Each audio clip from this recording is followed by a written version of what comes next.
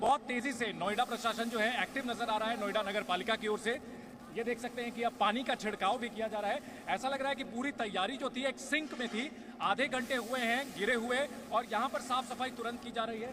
पानी का छिड़काव इसलिए किया जा रहा है ताकि जो भी प्रदूषण हो, जो धूल के कण हो, वो बैठ जाएं। जो पहले से प्लानिंग थी, हम जिसका जिक्र कर रहे थे कि गौतम बुद्ध नगर प्रशासन की ओर से काफी एक्टिव रवैया अपनाया गया है, प्रोएक्टिव रवैया, और अब हो सकता है कि हमें भी हटने के लिए यहाँ से कहा जाए, क्योंकि एक तरफ ट्रैक्टर आ चुका है और दूसरी तरफ पानी लेकर के आ रहा है ट्रैक्टर, और यहाँ पर अब पूरी तरह से साफ सफाई की जा रही है। जैसे सिचुएशन पहले होती है सामान्य दिनों की तरह, वैसे की जा रही है। विशाल, ठीक है जितेंद्र, ये पहले तैयारी थी कि एंटी स्मोक गन का इस्तेमाल होगा, पानी की बौछार की जाएगी। अब जब टावर गिर चुके हैं, अब स्थिति क्या है?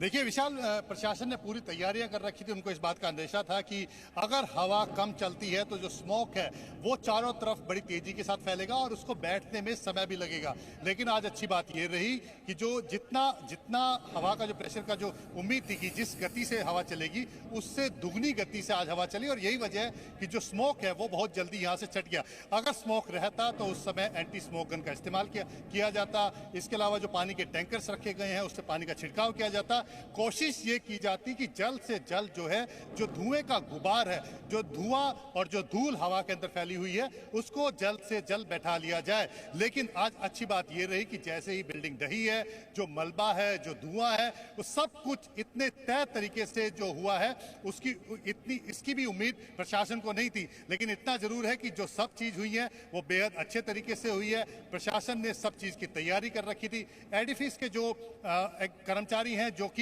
ब्लास्टर्स हैं, जिन्होंने यहाँ पर एक्सप्लोसिव लगाया है, पीएनटी एक्सप्लोसिव लगाया था, उनसे भी लगातार हमारी बात हो रही थी। तो ये सब चीजें बिल्कुल समझ में आ गई थी कि जितनी भी तैयारी की गई है, जो भी ये प्लान कर रहे हैं, जो भी इम्प्लोजन जो टेक्निक इस्तेमाल की जा रही है, वो बेहद पुख्ता है, उसको अच्छी तरह से परख लिया गया है। आखिरी मौके तक सवाल प्रदूषण को लेकर बहुत सारे उठ रहे थे, तो आप चूंकि वहां पर हैं, आपने देखा इसे गिरते हुए, कितने बड़े हिस्से में ये धूल और धुएं का गुबार फैला होगा?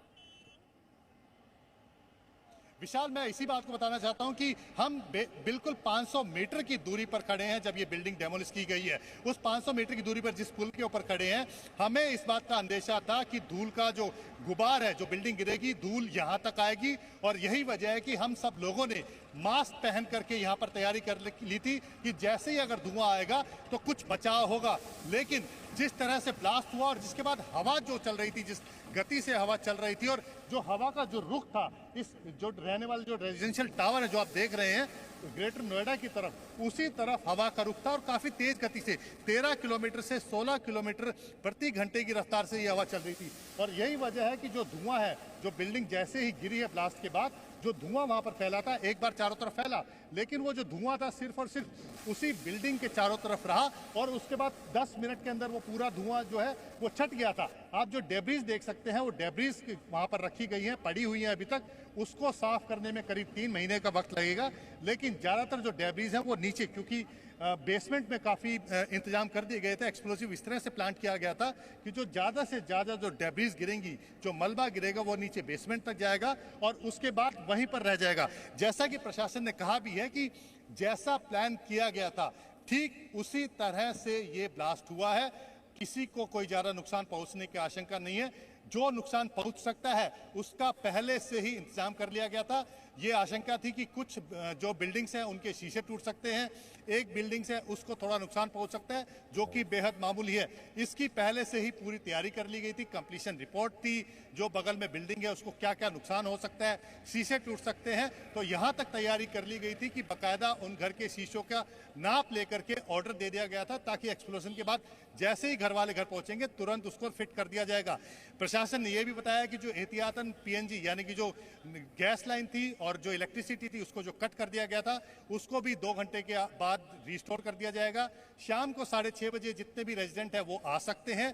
प्रशासन जरूर 1 घंटे बाद बिल्डिंग का मुआयना करेगा। और ये भी मैं बता दूं आपको कि जो दोनों बिल्डिंग के अंदर रहने वाले जो गार्ड्स थे, मेंटेनेंस के जो लोग थे, उन सबको भी कहा गया था कि 2:30 बजे बिल्डिंग गिरेगी तो 3:30 बजे से लेकर के 4 बजे के बीच वो वापस आ सकते हैं। तो यानी कि इससे आप अंदाजा लगा सकते हैं कि कितनी पुख्ता तैयारी प्रशासन की तरफ से की गई थी, कितनी पुख्ता तैयारी एडिफिस की तरफ से की गई थी कि हर एक चीज को प्लान किया गया था। और ये आज हम सबने देखा